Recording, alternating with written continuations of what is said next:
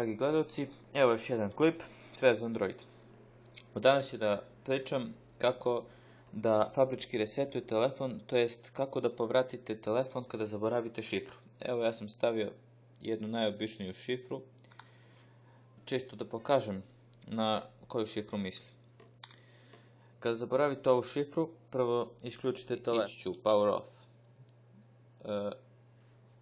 Ok. Znači, kada zaboravite šifru, morate ući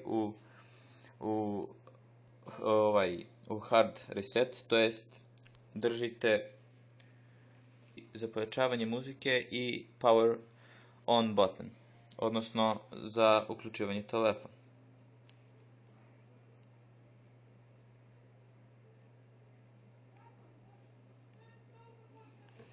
Evo, sada je ušlo clockwork mod, zato što mi je rootovan telefon, ali na većinu telefona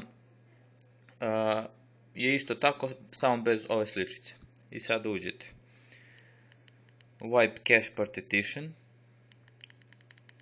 yes wipe cache, sačekate sekundu, wipe data, odnosno factory reset, to jest fabričko resetovanje. Kliknete tu, yes, kliknete, slučajno, yes, delete formatting ovo, data wipe complete. I samo rebootujete sistem, reboot system now.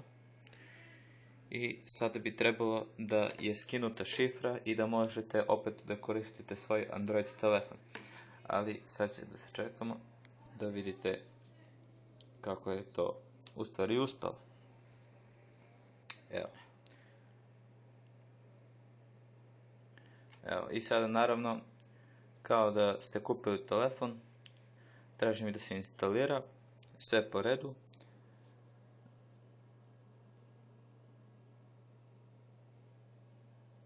Naravno, to će sve da napravite, ali eto, vidite, nemate šifru, tako se fabrički resetuje telefon, to jest briše šifra koju ste zaboravili. Mnogo prosto, nemoj da se plašite, slobodno to uradite, ali po svom diku.